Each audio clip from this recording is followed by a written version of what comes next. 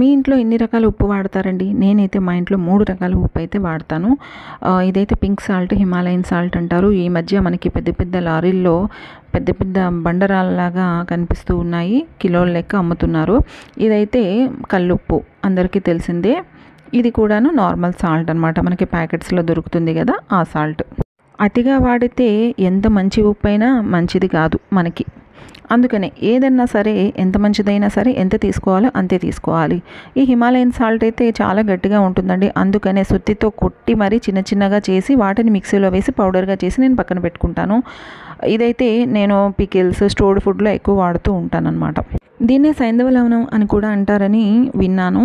దీన్ని చాలా మెడిసిన్స్లో కూడా వాడతారని తెలిసింది. మీ ఇంట్లో ఏది వాడతారు? ఈ మూడింట్లో ఏది మంచిదో నాకు ఒకసారి కామెంట్ చేయండి.